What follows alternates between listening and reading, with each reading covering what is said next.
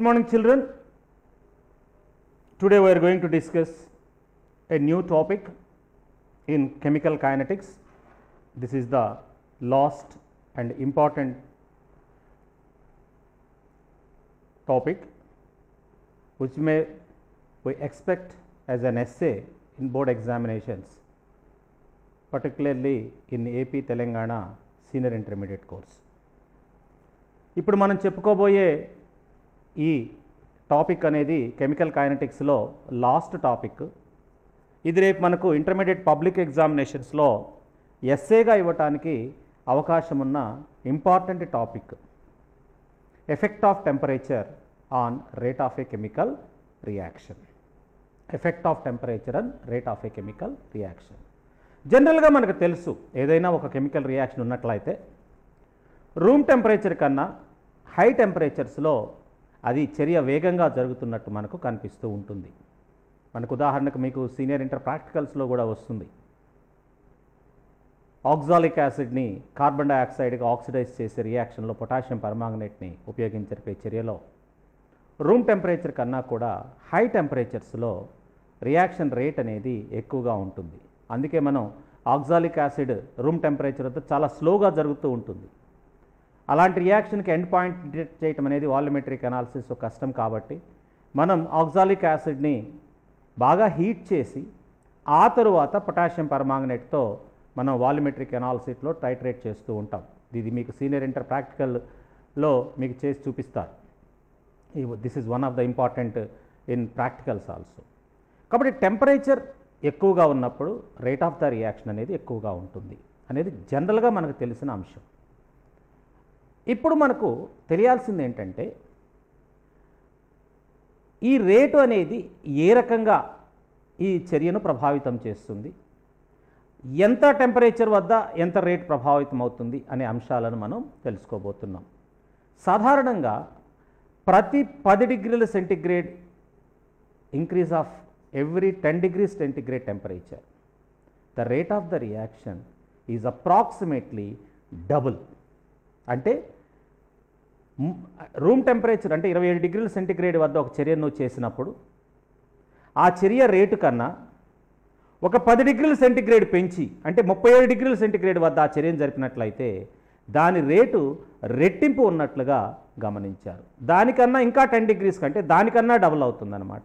So for every 10 degrees increase of temperature, rate of the reaction will be doubled. ప్రతి 10 degrees centigrade ఉష్ణోగ్రత పెరిగే కొలది చర్య యొక్క రేటు డబుల్ అవుతుంది అని మనకు ప్రాక్టికల్గా నిరూపితమైనది. ఇక్కడ ఎందుకని అధిక ఉష్ణోగ్రతల వద్ద చర్య రేటు ఎక్కువ అవుతుంది అనేది తెలుసుకోవాలన్నా, లేదు అసలు చర్యలో ఒక్కొక్క చర్య ఒక్కొక్క రేటును ఎందుకు కలిగి ఉంటుంది, కొన్ని నెమ్మదిగా ఎందుకు జరుగుతాయి, కొన్ని వేగంగా ఎందుకు జరుగుతాయి, కొన్ని మోడరేట్ రేట్లు ఎందుకు జరుగుతాయి అనేదానికి మనకు తెలియాలి అంటే ప్రతి చర్యలో కూడా యాక్టివేషన్ ఎనర్జీ అనే ఒక పారామీటర్ మనకు తెలుసుకోవాలి. మనకు యాక్టివేషన్ ఎనర్జీ అంటే ఏంటి, దాన్ని తెలుగులో ఉత్తేజిత శక్తి అని అంటారు. సాధారణంగా ఒక రసాయనిక చర్య జరిగేటప్పుడు సాధారణ పరిస్థితులలో చర్యా పరిస్థితులలో మనకు రియాక్టెంట్స్కు కొంత శక్తి ఉంటుంది. దాన్ని యావరేజ్ ఎనర్జీ ఆఫ్ రియాక్టెంట్స్ అంటారు. రియాక్టెంట్స్ యొక్క సగటు శక్తి అంటారు. ఫర్ ఎగ్జాంపుల్ రియాక్టెంట్ యొక్క సగటు శక్తి, దీనిని ఈఆర్ అని మనం అనుకున్నట్లయితే ఈ క్రియాజన్యాల యొక్క సగటు శక్తి సమానంగా ఉండొచ్చు, తక్కువ ఉండొచ్చు, లేదా ఉండవచ్చు. క్రియాజన్యాల యొక్క సగటు శక్తి సమానంగానైనా ఉండొచ్చు, ఎక్కువైనా ఉండొచ్చు, తక్కువైనా ఉండొచ్చు. దాన్ని మనం గ్రాఫికల్ చేసుకోవాలి అంటే ఇలా చెప్పుకోవచ్చు. సపోజ్ క్రియాజనకాల యొక్క సగటు శక్తి క్రియాజన్యాల కన్నా కూడా తక్కువగా ఉందనుకోండి, అంటే క్రియాజన్యాలదే ఎక్కువ శక్తి ఉంది. అప్పుడు అంటే ఇది శక్తి, ఇది ఈ యాక్సిస్ అనేది శక్తిని తెలియజేస్తుంది అన్నప్పుడు క్రియాజన శక్తిని కలిగి ఉంటాయి, క్రియాజన్యాలు ఇంత శక్తిని కలిగి ఉంటాయి. ఉదాహరణకు ఇది 30 kilojoules శక్తిని కలిగి ఉంటే ఇవి 50 kilojoules శక్తిని కలిగి ఉండవచ్చు. ఇప్పుడు క్రియాజన్యంగా మారాలి అంటే శక్తి పరంగా ఒక శక్తి అవరోధాన్ని అది దాటవలసి ఉంటుంది. శక్తి అవరోధము అంటే క్రియాజనకం నేరుగా క్రియాజన్యంగా మారదు. శక్తి పరంగా ఈ క్రియాజనకాలు తమకున్న శక్తి కన్నా అదనంగా కొంత శక్తిని పొందుతాయి. ఆ తరువాత అవి క్రియాజన్యాలుగా మారతాయి. అంటే క్రియాజనకాలకు క్రియాజన్యాలకు మధ్య ఒక శక్తి అవరోధం అనేది ఒకటి ఉంది. ఎనర్జీ బ్యారియర్ అంటారు. నీకు మళ్ళా చెప్తాను వినండి. చర్యలో పాల్గొనే పదార్థాలు సాధారణ ఉష్ణోగ్రతల వద్ద కొంత శక్తిని కలిగి ఉంటాయి. దాన్ని క్రియాజనకాల సగటు శక్తి అంటారు. అలాగే ఆ చర్యలో ఏర్పడే క్రియాజన్యాలు కూడా కొంత శక్తిని కలిగి ఉంటాయి. దాన్ని క్రియాజన్యాల సగటు శక్తి అంటారు. Average energy of reactants and average energy of products. So the reactants at reaction conditions, they will have certain amount of energy that we call it as average energy of the reactants. Similarly, products also have certain amount of energy that is called as average energy of products.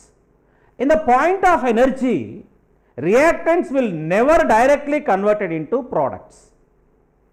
Reactants will acquire an extra energy and reach to the peak, again converted back into products.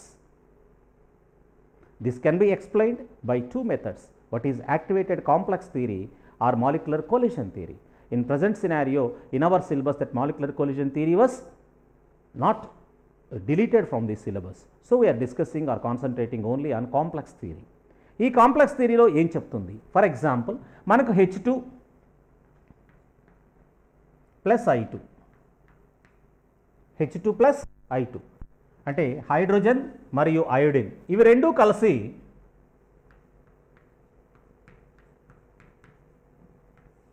Hydrogen అయోడైడ్ని ఏర్పరిచే ఒక రసాయనిక చర్యను చూద్దాం. A simple chemical reaction in which H2 reacts with I2 to form HI.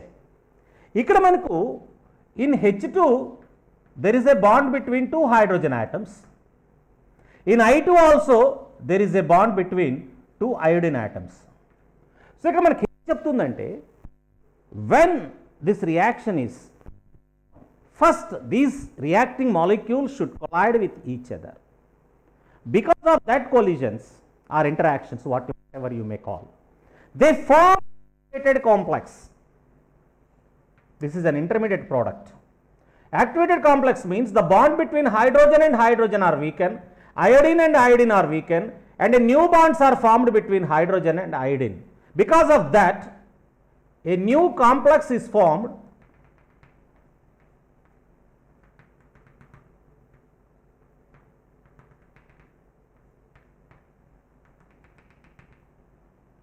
So completely hydrogen bonds are not dissociated, iodine and bonds are not dissociated. In addition to that, a new bonds are formed. That means the original bonds are weakened and new bonds are formed. This is said to be an activated complex.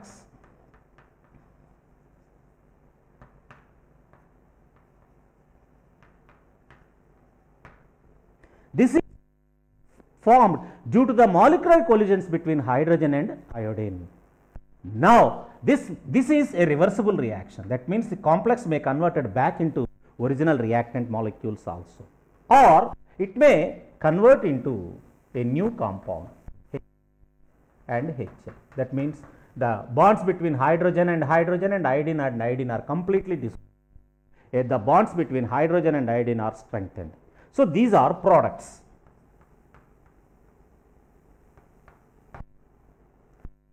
Or reactants. Now, reactants will have certain amount of energy, products will have certain amount of energy, and activated complex will also have certain amount of energy. ఇక్కడ మనకు క్రియాజనకాలు కొంత శక్తిని కలిగి ఉంటాయి, క్రియాజనకాలు కూడా కొంత శక్తి, జన్యాలు కూడా కొంత శక్తిని కలిగి ఉంటాయి.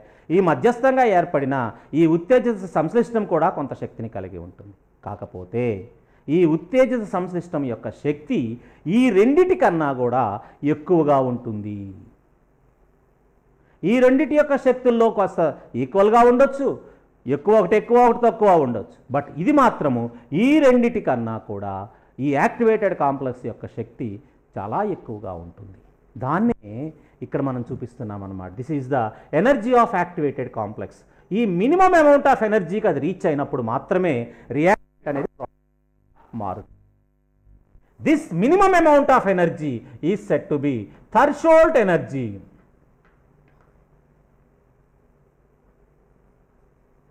థర్షోల్డ్ ఎనర్జీ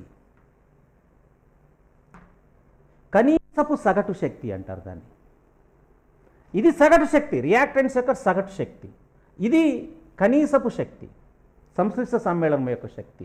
ఈ రెండిటి యొక్క శక్తి భేదాన్నే మనము ఉత్తేజిత శక్తి, యాక్టివేటెడ్ ఎనర్జీ అంటారు. Activated energy, activation energy.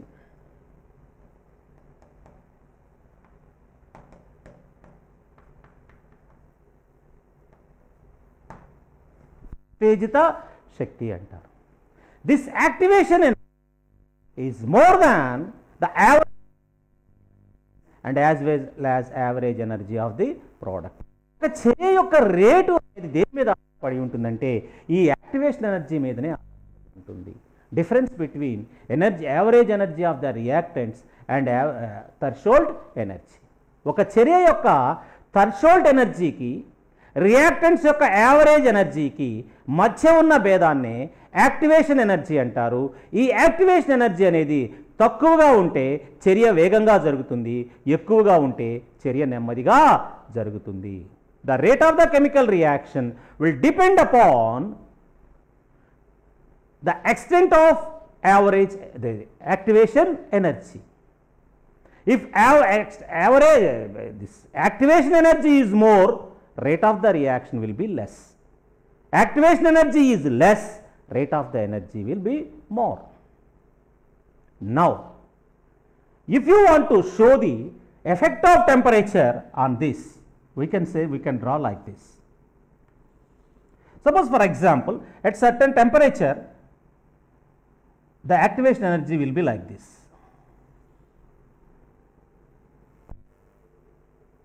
This is threshold energy. That is the maximum energy that a reactant has to acquire. Now, sorry, not this one. This is the threshold energy.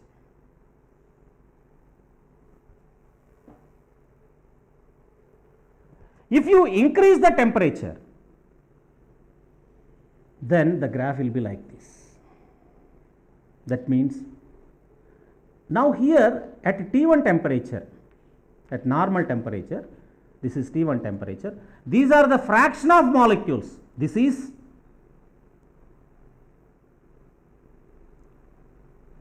are the fraction of molecules which take part into the chemical reaction. Now, at T2 temperature, these are the fraction of molecules which can take part into the reaction. It means the number of molecules that converted into products is almost double in T2 temperature than T1. The difference between T1 and T2 is 10 degrees. So, at higher temperatures, what happens? The difference in the threshold energy and average energy of the reactants will decrease. That means at high temperatures, this will be like this. Number of molecules are nearer to threshold energy. That's why activation energy will be decreased at high temperatures, so that the rate of the reaction will be doubled. To express this, an equation was given which we known as Arrhenius equation. According to that, the rate constant K is equal to A into e to the power minus EA by RT. This expression was first given by Van 't Hoff, but later it was physically proved by Arrhenius. So, at present we are calling it as Arrhenius equation. This equation is called as Arrhenius equation.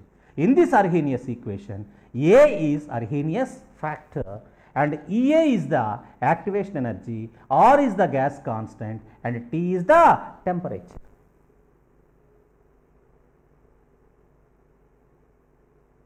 In logarithmic form, the same reaction can also be represented as log K is equal to log A minus EA by 2.303 R into 1 by T. This is another form of Arrhenius equation. This is exponential form and this is logarithmic form. Both are equal.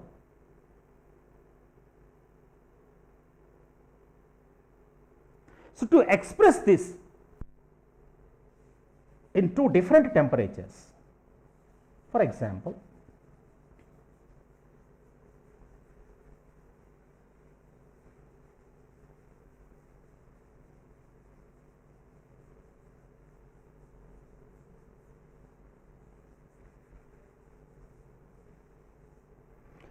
at T1 degree centigrade temperature, the rate constant is K1. Then according to Arrhenius, this log K1 is equal to log A minus EA by 2.303 R into 1 by T1. This is equation 1 at certain temperature. If temperature was increased to 10 degrees centigrade or any degree centigrade, first here we are taking only 10 degrees centigrade. So, then at that temperature T2, rate constant is K2, then log K2 is equal to log A minus EA by 2.303 R into 1 by T2. This is equation 2.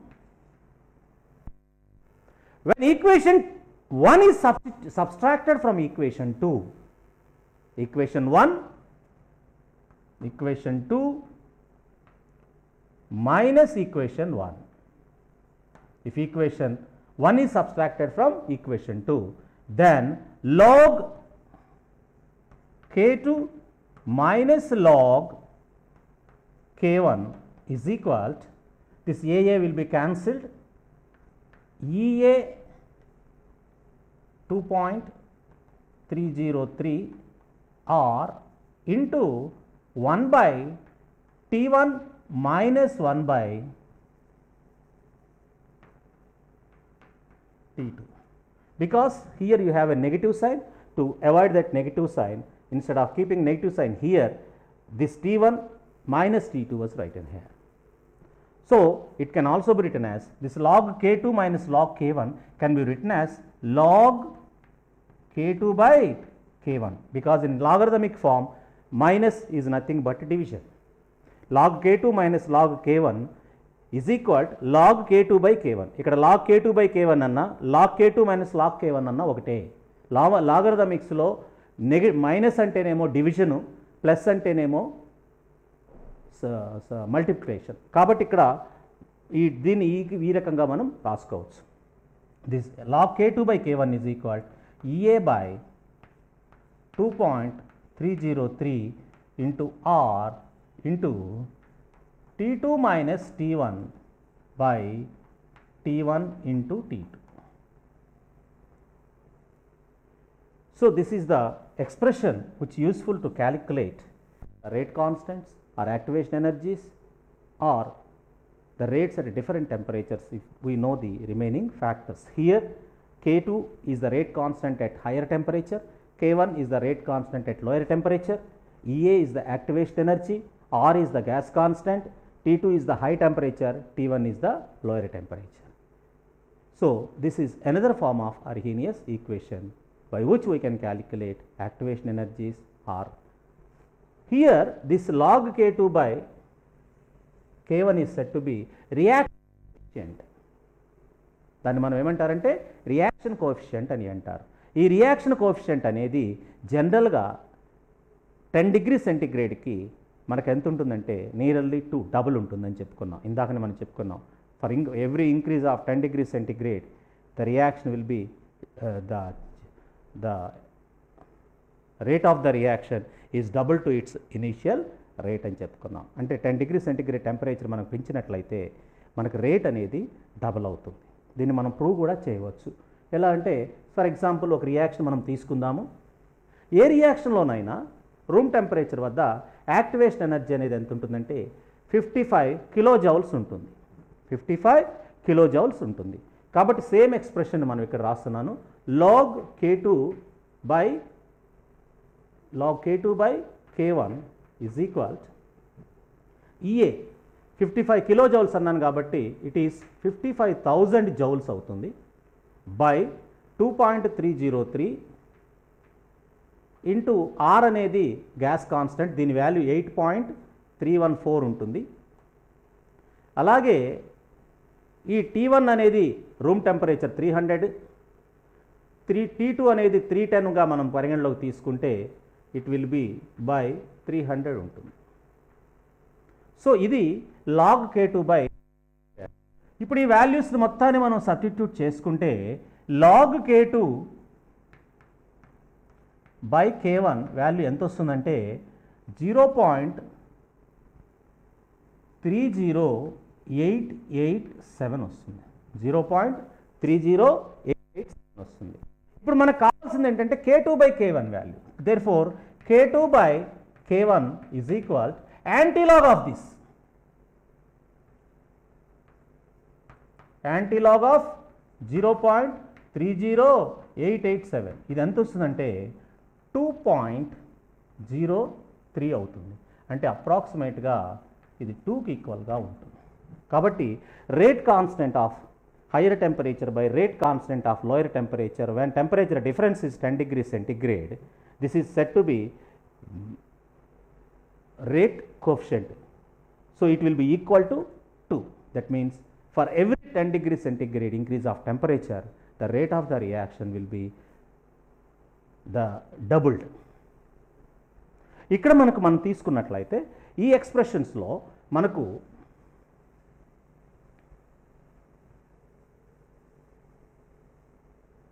ఈ అర్హీని యొక్క logarithmic ఎక్స్ప్రెషన్స్లో log K is equal to log A into EA by 2.303 RT into 1/T అనుకున్నాం కదా. ఇప్పుడు 1/Tకి మధ్య మనం log Kకి 1/Tకి capital Tకి మధ్య మనం graph plot చేసుకుంటే ఆ గ్రాఫ్ ఇలా వస్తుంది.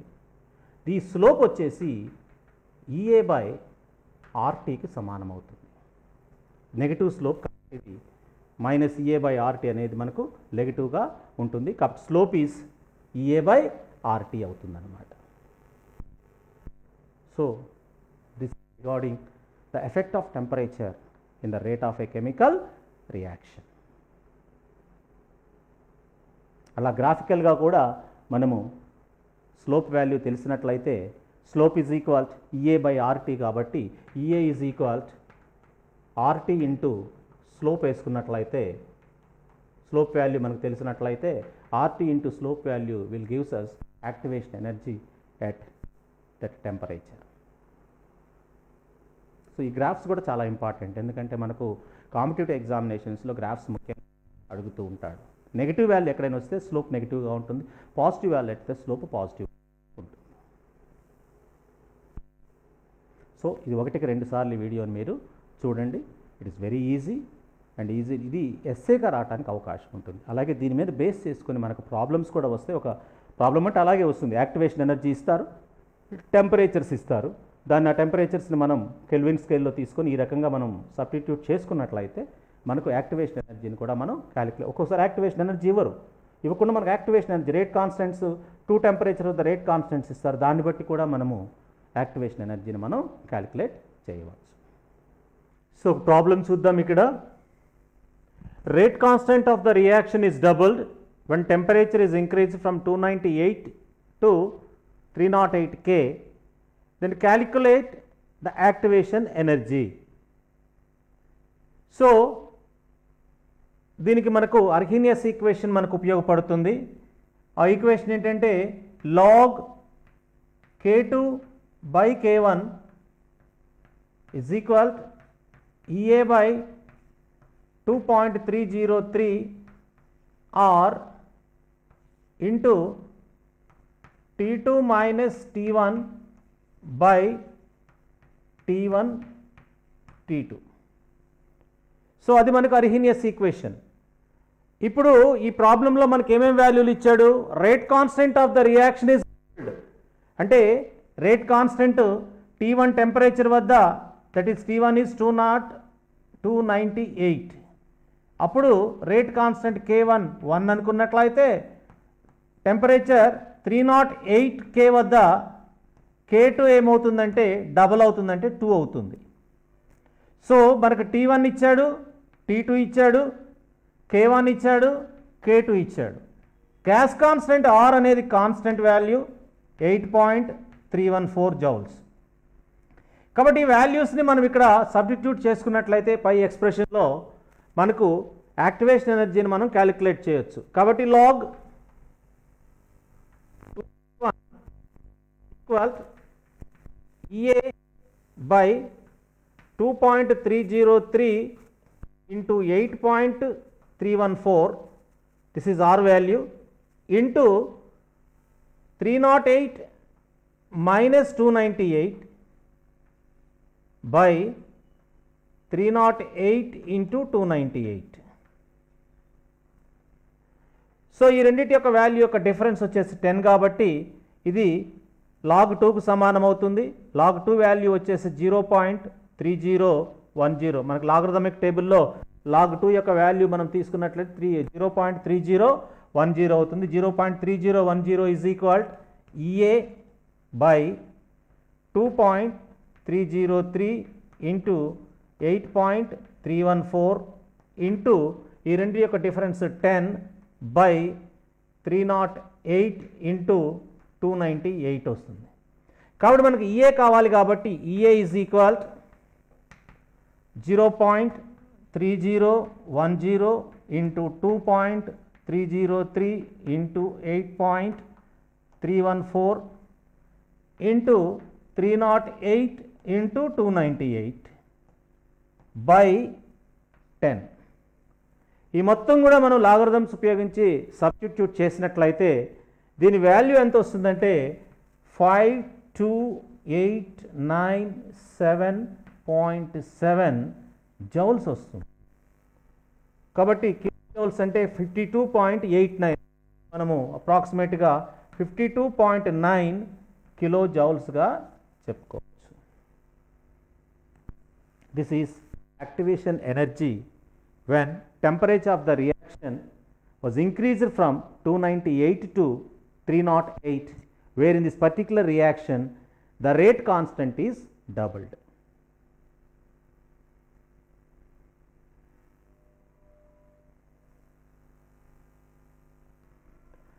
Next problem, for the reaction C2H5I gives C2H4 plus HI, the rate constant at 600 K is 106 into 10 to the power minus 5 per second. If its activation energy is 209 kilojoules per mole, what is its rate constant at 700 K? So ఇక్కడ 600 K వద్ద మనకు rate constant ఇచ్చాడు, K1 ఇచ్చాడు. So T1 is 600 K. అక్కడ rate constant K1 is equal 106 into 10 to the power minus 5 per second అన్నాడు. ఈ యూనిట్ని బట్టి ఇది ఫస్ట్ ఆర్డర్ రియాక్షన్ అని మనకు అర్థమవుతుంది. సో T2 ఇచ్చాడు, T2 ఎంత అన్నాడు? 700 K అన్నాడు. ఇక్కడ రేట్ కాన్స్టెంట్ యొక్క వాల్యూ మనల్ని అడుగుతున్నాడు. అలాగే యాక్టివేషన్ ఎనర్జీ ఇవ్వటం జరిగింది. ఇక్కడ EA is equal 209 kilo joules అన్నాడు, కిలో జౌల్స్ పర్ మోల్ అన్నాడు. కాబట్టి దీన్ని జౌల్స్లోకి మార్చుకుంటే ఇంటూ 1000 జౌల్స్ పర్ మోల్. మనకు గ్యాస్ కాన్స్టెంట్ R వాల్యూ వచ్చేసి 8.314 జౌల్స్. సో T1 ఉంది, T2 ఉంది, K1 ఉంది, యాక్టివేషన్ ఎనర్జీ ఉంది, R ఉంది. కాబట్టి మనం అర్హీనియస్ ఈక్వేషన్ ప్రకారము log K2 by K1 is EA by 2.303 into R into T2 minus T1 by T1 into T2. This is Arrhenius equation. So ఇక్కడ K2 value ఇచ్చాడు కాబట్టి log K2 మనం కనుక్కోవాలి. K1 మనకి ఇచ్చున్నాడు 1.6 into 10 to the power minus 5. Activation energy ఇచ్చాడు 209 kilo joules అన్నాడు. It will be 209,000. That means 2,09,000 joules by 2.303 into R value 8.314 into T2 700, T1 వచ్చేసి మనకు 600. కాబట్టి T2 మైనస్ T1 మనము 100 అని వేసుకోవచ్చు. 100 బై 600 ఇంటూ 700. ఇక్కడ మనకు log K2 బై K1 ఈ మొత్తం మనం సింప్లిఫై చేసుకుంటే it will B equal to 2.599 వస్తుంది. ఏంటిది? log K2 by 1.6 into 10 to the power minus 5 value is 2.599. మన K2 బై వాల్యూ కావాలన్నప్పుడు therefore K2 by 1.6 into 10 to the power minus 5 is equal to antilog of 2.599. Antilog of 2.599 will be 396.3. కాబట్టి K2 by 1.6 into 10 to the power 5 is equal to 396.3. Therefore K2 is equal to 396.3 into 1.6 into 10 to the power minus 5. This will be 6.35 into 10 to the power minus 3 per second. This is rate constant at 700 K when activation energy is 209 kilojoules per mole.